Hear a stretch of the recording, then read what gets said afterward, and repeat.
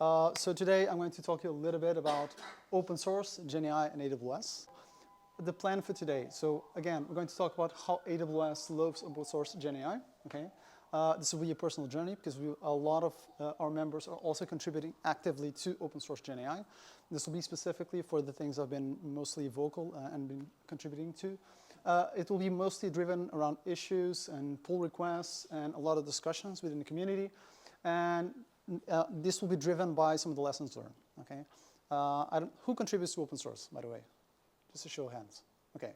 Hopefully this will change by the end of the presentation. So I'll share a little bit on the tips and tricks, and I can do so.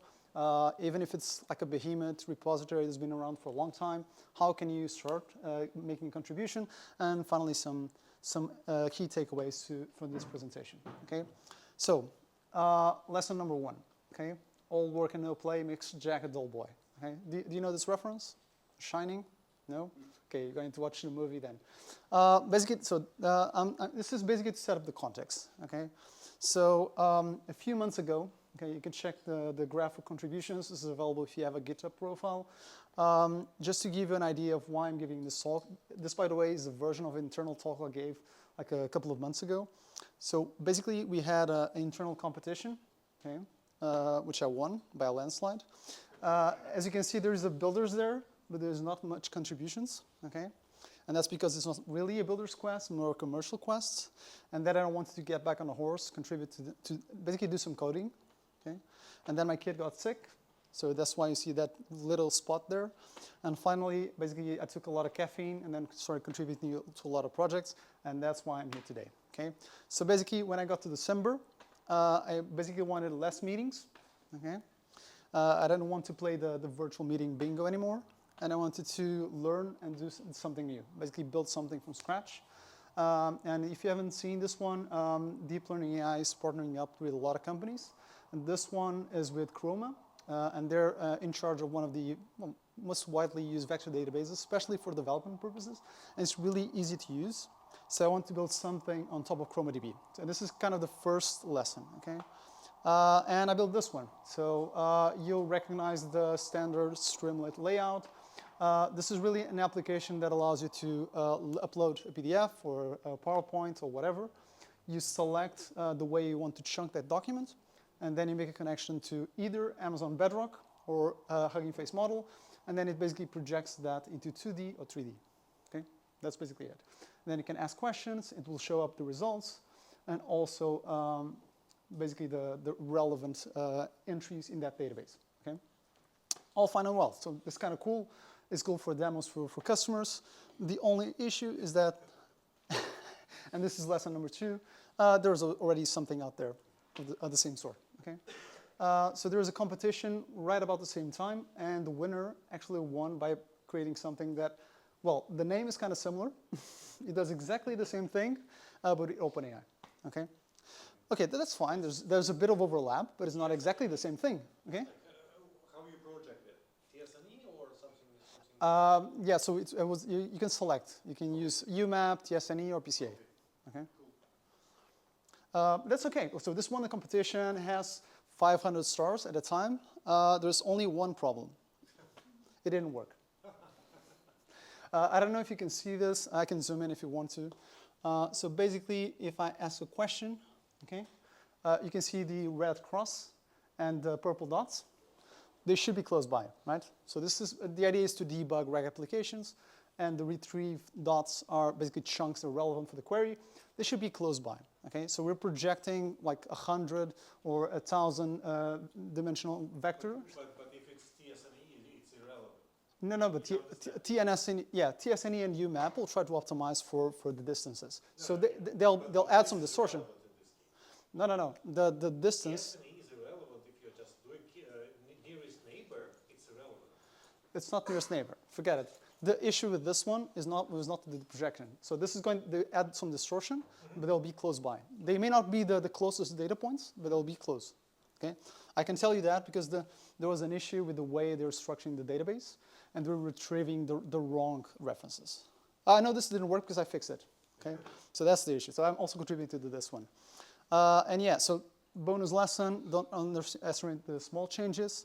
And basically, so this, when I tried to use Chroma with Cohere, it didn't work because they were assuming they're going to use Titan models. This, by the way, is still open because there's a lot of discussion and they're kind of slow in approving this. And it's also stuck in limbo because of the documentation.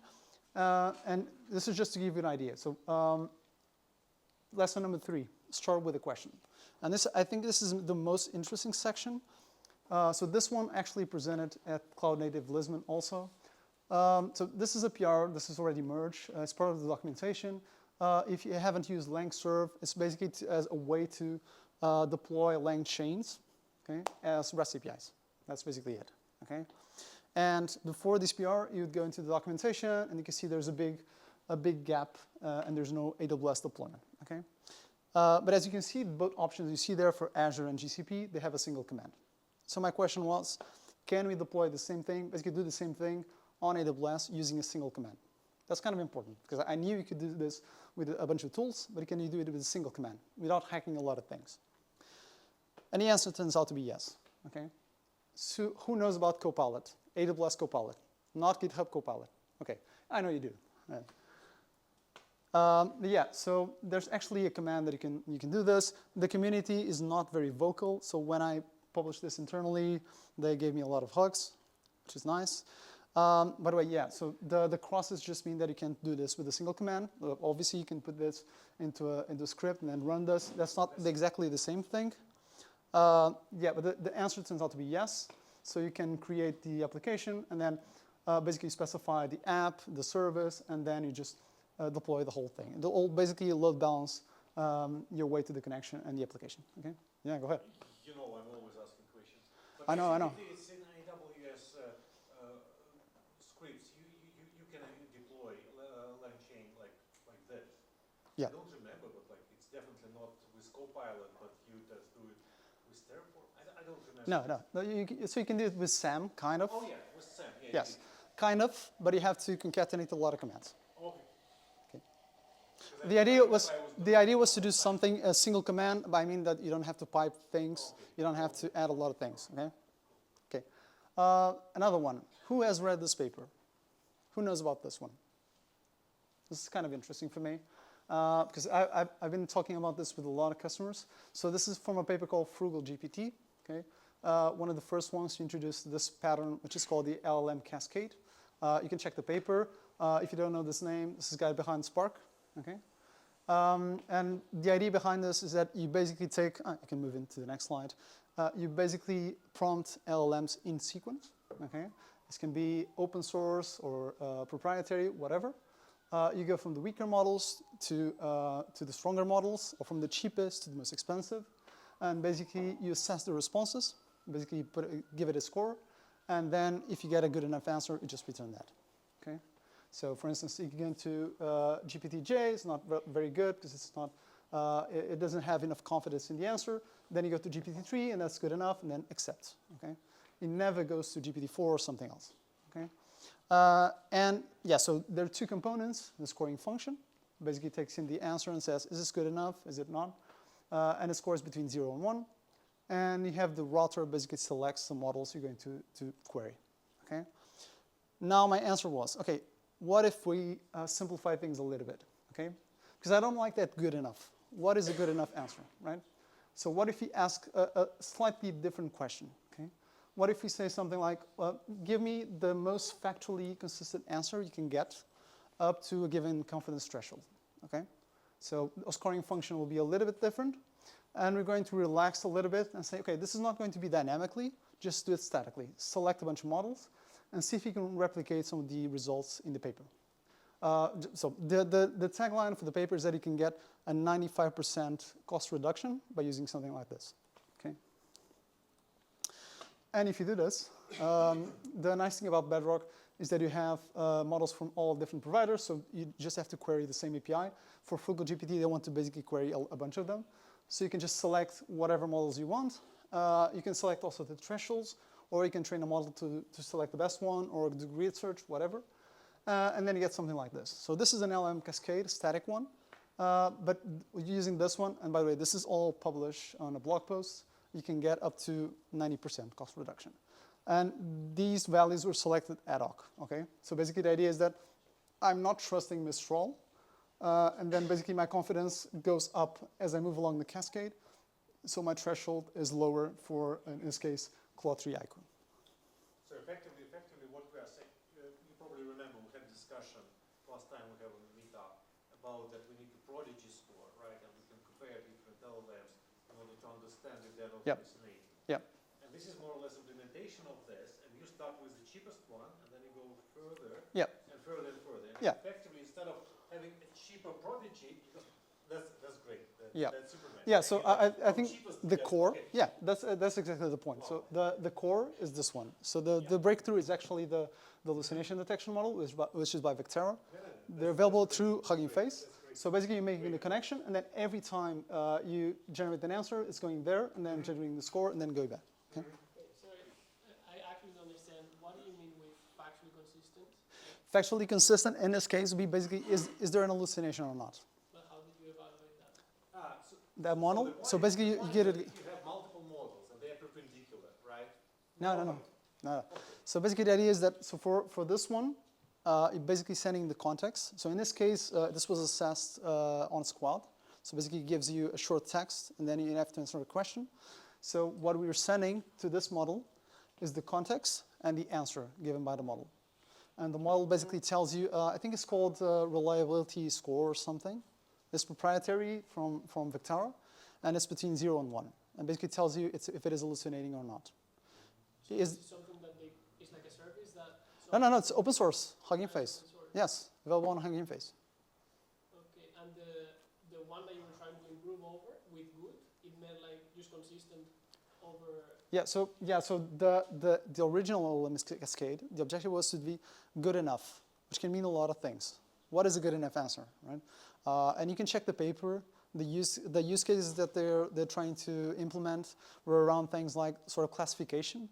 You'd send in a newsreel about economics or stock or something, and basically you want to tell if it is increasing or decreasing. So they're kind of toy examples. And I think the basic reason behind that is that it's just too strong of an answer to evaluate a query or an answer and give it a score of good enough. Okay, just to give you an idea, so the paper basically uses a Distelbert model tailored for regression to make that assessment. And every time you have a new task, you have to fine-tune the model to give the score. Every time you have a new prompt. Yeah, but if it's a generic question like, is it factually consistent, then you don't have to fine-tune that. Right?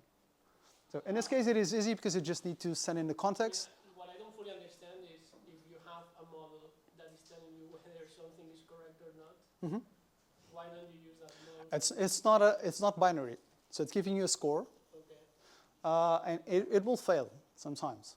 So basically, what I'm saying, when I'm selecting the threshold, I'm basically telling how much do I trust the model to provide factually accurate answers, and also how much do I trust the scoring process for that specific model. Okay. Because You're defining the scoring function. the scoring function is just a call to the hallucination model. No, but In this like, case. imagine you have, instead of having external model, you're actually comparing between first and the second and the third and the fourth. Sure, For example, your scoring function is a heuristic of success, right? But and then you don't need it, right? You have some model, and you just actually do. You go first and the second. And, okay, looks good, but not good enough. your Then, noise is yeah. decreasing. Then Yeah. second, third, and then if you have different ones, like Mistral Cloud, blah blah blah, right? If you try to get it a little bit perpendicular, then your chance of success is much higher. Let me give you, maybe I can show you the code. I think it's easier, right? So just assume, so where is it? So the check score, when you see check score, so this is basically being calculated. So this is a call to that hallucination model, okay? So you can do this in vanilla LangChain or a LangGraph. So in this case, the scoring is done inside a model. So that's why you don't see an explicit call to scoring function. This one, where is it? Check score is calling the scoring function, okay? And this one is still a connection. So when we look into the graph, I think it's easier when you're using LangGraph. So basically, this will make this transition if that score given by the hallucination model is not bigger than a threshold. Otherwise, it'll just move to the end. Do you have like an implied confidence in each model? Yeah, this was ad hoc, so handpicked. Exactly. So that's what I was saying. So this is statically selected, and even with that static selection, you can get up to 90% cost reduction. And these two models, Frugal Bedrock and Frugal GPT, are they provide a service? Frugal GPT is the paper. Frugal Bedrock is my implementation. Right. But like, is there like a service that AWS provides? Yeah. To like Do this. So this one, sorry. because still like most companies. Yeah. So don't want to proofread rather than yeah. So this is not shown, but you can check the blog post. So basically, there's a model building function. It's basically the chain for the specific model, and this is just repeated. So if you're using LangChain, you just need to change the model ID, and that's it. Okay. But it's all in the blog, so you can check it, you can replicate it. It's also the code. Everything is open. Okay. I think so. This is ad hoc, so that's the main point. So you can do grid search and try to find the best configuration. For instance, it's the easiest way. Or you can do some kind of Bayesian search and then try to find the best threshold, the best model selection. They're not, well, we do have a lot of models, but they're not that big that you can explore the full space. So that's what I wanted to show you. I knew this would spur an interest. And you can check this. So this is from Langsmith. So every time you get a request, this will go through, as you can see, Chat Bedrock multiple times. This one actually got to Claude 3 Sonnet, which was our last model. And you can see the output. So this is the score that you get. And you can see that it is 73%. Okay? So it's not like you get a 1 or a 0 if it is fingerprint. Okay? So in fundamental, all the LLMs are basically hallucinating, right? So Not always. Not always. No. That's kind of important. So this will only work if in the paper I call it the model it ratio. It's like the cache hit ratio. So this will only work if the bulk of the work is done by the first models, the weaker models.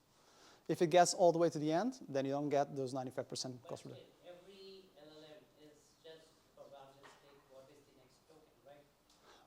In this case, yes, that's a great question. Yeah, that's a great question. Actually, so I'm selecting the temperature to be 0 for this one, so you can replicate all the results all the time. Right. Even if the temperature is 0, the training concept of every LLM is to predict the next token. Yeah, but if the temperature is 0, if top P, top K are to the roof, then you always get the same results. And you can replicate the results from the blog post. Basically selecting which LLMs hallucinates less.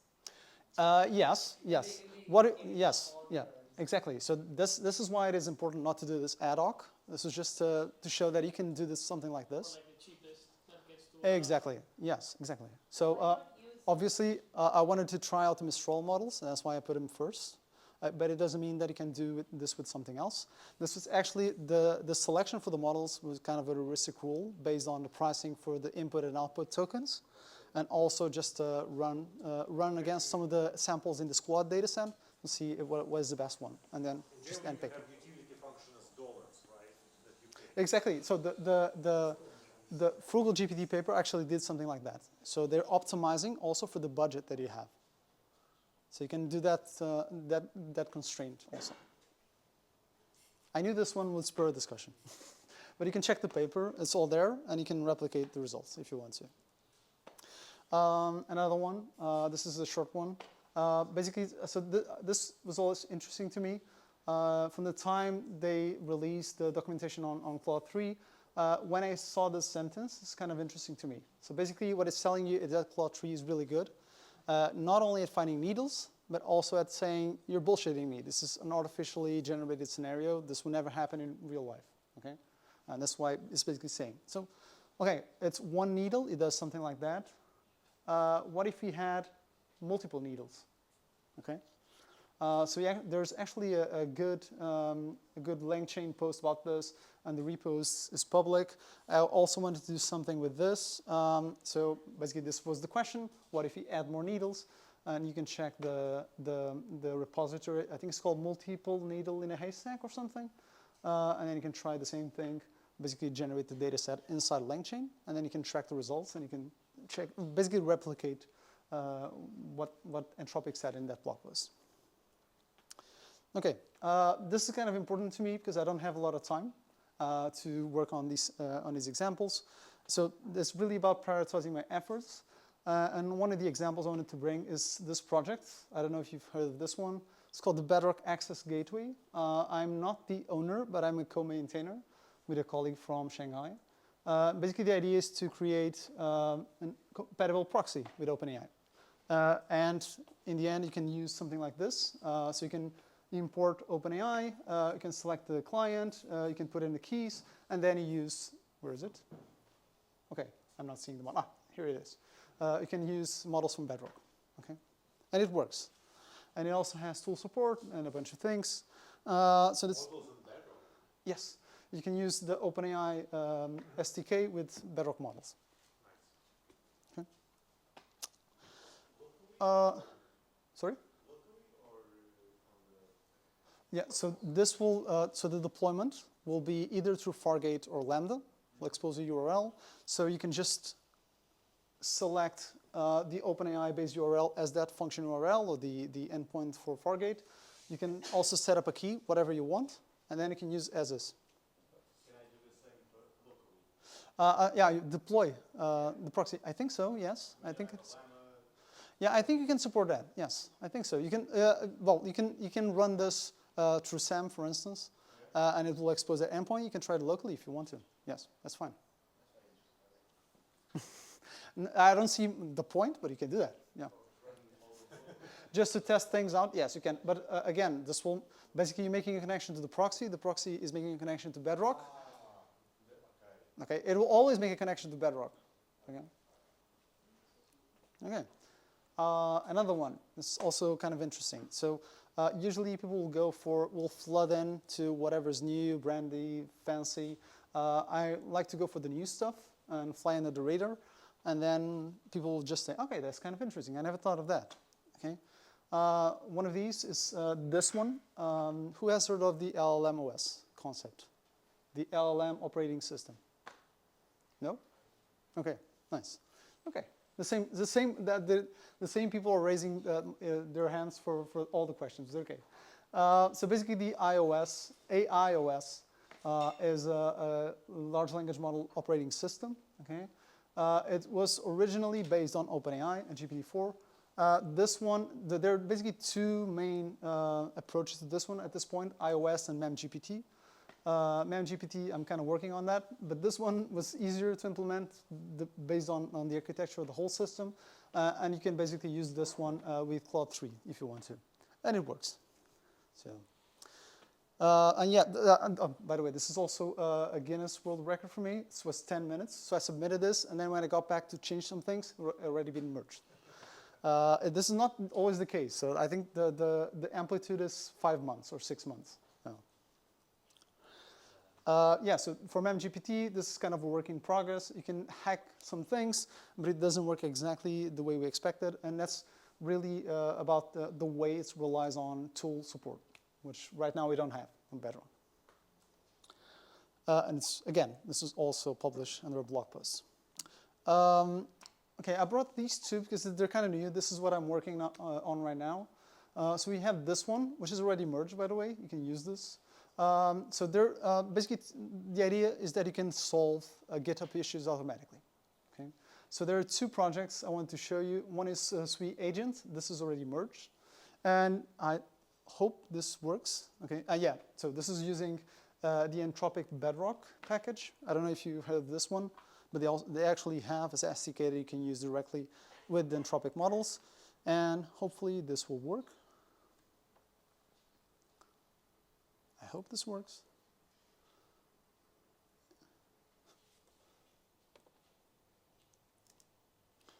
I don't know why I can make this one. This never works, but okay. But basically, okay, I'm going to show you something later if I can. So basically, you can just run this, and you can select the GitHub issue that you want to solve, and it basically makes a bunch of connections, in this case to Claude 3 Sonnet, and basically comes up with an answer in a patch. Okay? You can check this. This is a YouTube video. This is all there. There's another one, which is like Sui Agent, but the architecture is a little bit different. But this is also better. Okay? But by better, I mean less than 20%. So on the benchmark, it only solves, I think, 18% of the issues there. So it's not great, but it is a start. Okay? And this, by the way, uses like LLM. So, and this is kind of new. So this is still open. I love to show you the video, but I don't think we can. Yeah, it's not working with me today. Okay, I'll show you my laptop if you want to see it later.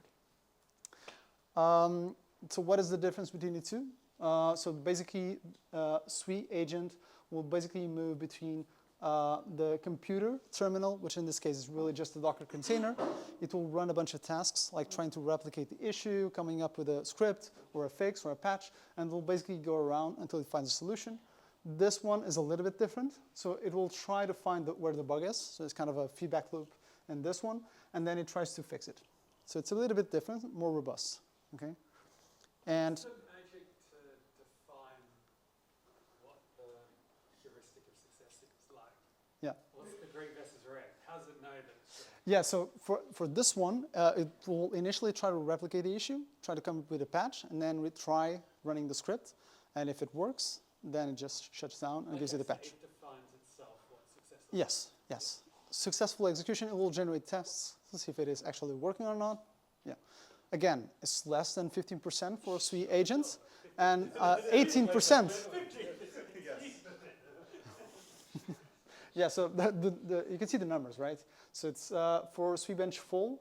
So this is ACR. This is the bottom one. You get 16%, 22% if it is the light version, and you can see that's 12%, 17%, 14%. So it's not great, but it is something. Okay. You unleash this on AWS is Yeah, so we actually have a service that does kind of the same thing, but this is interesting for me because it does more things. So the one at the bottom is part of a larger solution. So it's not only about fixing GitHub issues automatically. This is interesting for me because it's a cool project. It's also, the pull request is closed, but we're working on bringing this to everyone, okay? So basically, a while ago, you may have recognized the emoji there. So this is actually for a project by Hugging Face called Text Embeddings Inference. You probably heard of text generation inference. So it's the same thing, but for embeddings. Okay. So basically, I went to the code base and I said, okay, why not create an image that we can use within SageMaker? Okay, and that's what this is all about. Okay. Again, the other one took 10 minutes. This took 5 months to get approved. Okay. So you have to be patient. That's kind of the take-home lesson. And also, this is part of also the fear is the mind killer. I'm not a Rustacean. I'm not an expert in Rust. Okay. But I can certainly come here and say, okay, AWS SageMaker, AWS SageMaker, AWS SageMaker. Okay, maybe this is already ready to work with SageMaker. Okay, so just come up with a Docker file, add an entry point, and you're done, right? So sometimes you don't have to be an expert in the code or the language. You just need to read it. Okay, and test it. That's kind of important also. So this is from a notebook I used to test this. So this is the part of the deployment. And then it was really easy. This is kind of a bonus. When anyone asks you if this supports a given model, I'll just run the notebook and then show the results. So it's an easy way to answer questions. And don't be afraid to break stuff. There was a lot of back and forth in this one, mostly because of CI/CD. And it's really good because, well, these are two of my heroes within Hugging Face, Philip Schmidt and Oliver Dehane, and they're really, really helpful in this transition. And yeah, it's part of the canon now. So in the next few months, hopefully, we'll get this image directly within SageMaker. Yeah, and yeah, I've been banging on and on about this. Write about your experience, even if it's about learning something new. So I brought this one because this was where I learned most things from all of these blog posts. This is actually from a blog post that was meant to run YOLO on a Lambda function. and I learned a bunch of things about some of these tools and how the ONNX format works and how you can map it and a lot of cool stuff. Even if it's just something simple like this, it's really good to write about this. And by the way, I don't know if you know this one. This is AWS Community, so anyone can go there and publish something. And I strongly encourage you to do so. It's really easy to get something started. And finally, learn and be curious. This is kind of a big deal. I think this is one of the final slides. So basically, this one started with a silly idea, as the author of this blog post put it. Basically, how can we place an LLM or a SLM, a small language model, inside a Lambda function, and does it function? Martin, you owe me a question. You can write. Is it efficient? Let's see if we can answer the question. So there's also a blog post on this one. If you don't know what this is just sand. Okay, a picture of sand, microscopic sand. There's a repository that you can run this from. And the basic idea is that you use GPT for all. You place in a model, and basically the list of models and their structure are right. I'm not a big Node.js programmer because this actually has to work with Node.js because I want to have function URLs and also response streaming. I didn't want to wait a minute to get my answer. And if you test this out, just to put in the numbers. This is not part of the blog post, by the way. You can see that we start getting the first token by the 3-second mark. Okay, this will vary depending on how much you're sending in, but there's be a fluctuation between 2 and 4 seconds if it's warm. If it's not, we have to wait like 3 minutes. But if the Lambda function is warm, you can generate 250 tokens in 50 seconds. Okay, it's good enough. So it is functioning, okay, and this model was selected because I wanted to compare with the initial blog post, and you can see it's quite competitive for a small model, okay. This one was easier because I just needed the support for streaming, which is what I want to focus on, but it actually works. So, Martin, do you have a question? But it isn't optimized for inference, right? So, maybe so. Yeah, so it isn't, okay, but this is good enough. Yeah, but this is good enough for a lot of applications if they're not latency sensitive, and there are a lot of optimizations we didn't do, like using Graviton or something else. Yeah. So there's still a lot of things that you can do to optimize this. Okay, like use DFS, for instance, a lot of things. Do you know the cost of running one of those? Who's asking this? Yeah. Okay. So yeah. So that's a good point. Okay. Actually, I didn't run the numbers. Okay. I'm ramping up the compute as much as I can, okay? So honestly, I don't know. This is the honest to God answer. I don't care about the costs because you can do whatever we want in our accounts. But I would say it's competitive with some of the options. 1 minute of Lambda. No, but it's CPU, so it's 1 minute of Lambda cost. It's 1 minute of Lambda, and it's CPU. Yeah, so it's all CPU, but the compute is ramped up to wazoo, okay? But as compared to other options, I'd say it's competitive, okay? I didn't run the numbers, to be honest, but it's not for everyone, okay? And Lambdas are not for everyone. As a side note. Yeah, so bonus lesson, I think it's the final one. Have fun doing whatever you want to do. If you don't know, one of our mottos is work hard, have fun, make history. This is from the first PR I submitted and was approved to LangChain. It was basically about adding a template that would replicate Jean-Claude Van Damme. Okay, yeah, that's the guy. And you can see, well, this is just for a Streamlit application that he's using it. It actually works, okay? Not with every model, but it works. So that was fun. There's also this one. I'm probably not going to be able to play the video. So this application was presented at reInvent 2022. The idea is basically that the user takes a photo, sends it through this chain of services, and gets a description in that picture in audio. Okay, that's kind of important. And basically what I did was a Bedrock version, just replace everything that you see inside with Bedrock. Okay, actually you can replace more, but I just wanted to do this part. Okay, so if you ask Bedrock, just do this and then translate it to Portuguese, and it will work. And that's one example I want to show you, but I don't think this will work. It would be great if this worked. we have sound? I don't know if you have. I don't think we have sound. Yeah, the video works for the only video that has sound. Okay, great. There was a description, audio description of this one. Yeah. But yes, so I don't know if you've heard, but yes, that's basically using a poly voice to create the description, audio description, so it works.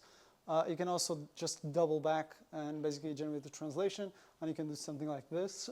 This is because a lot of people are asking me, do we have a Portuguese model available through Bedrock? Nobody can do the translation automatically. It actually works. So this is the application. It's called Map because everyone was asking about this, and it's quite easy to build. And also, this is not my project, but it's kind of cool.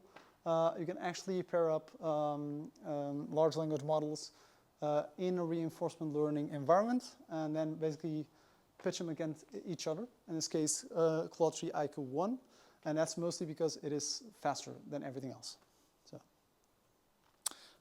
final recap. So as I mentioned, it's kind of important to build a lot of things.